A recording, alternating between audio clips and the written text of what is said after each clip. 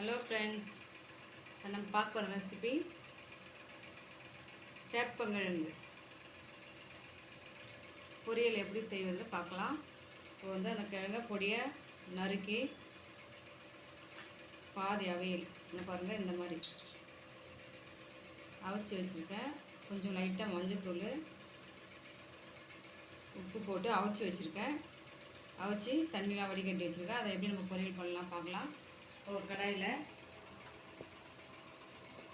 ஒரு 2-3 ஸ்பூன் அளவுக்கு எண்ணெய் ஹீட் ஆகிடுச்சு. ஹீட் ஆகிட்டோடனே ஒரு 1/4 ஸ்பூன் போல் கடுகு, 1 ஸ்பூன் உளுத்தம்பருப்பு,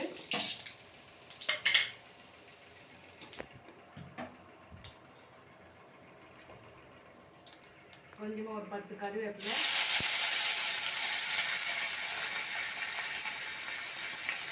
காரத்துக்கு ஏற்ற போல் மிளகாய் பொடி அதையும் சேர்த்து மிளகாய் பொடி பச்சை வாசனை போகிற அளவுக்கு கொஞ்சம் நல்லா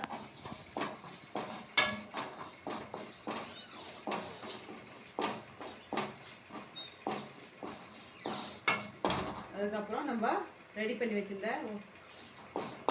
கிழங்கை இதெல்லாம் போட்டு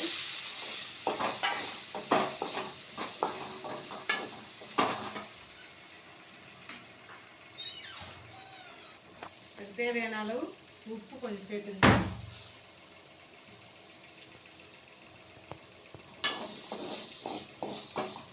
நல்லா உப்பு காரம் எல்லாம் அது நல்லா ஊறவே நல்லா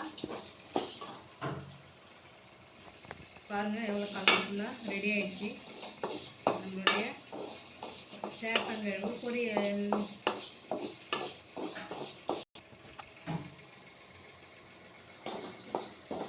நல்லா ஃப்ரை பண்ணிடலாம்.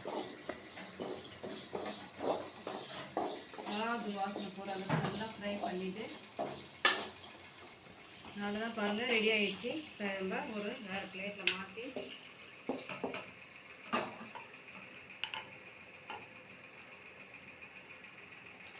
கொஞ்சம் போல் கருவேப்பிலை மேலே அப்படியே போயிட்டு சர்வ் பண்ணிடலாம். அவ்வளோதான். சேனல் நம்ம வீடியோ பிடிச்சிருந்தால் லைக் பண்ணுங்கள், ஷேர் பண்ணுங்கள், சப்ஸ்கிரைப் பண்ணுங்கள். நன்றி, வணக்கம்.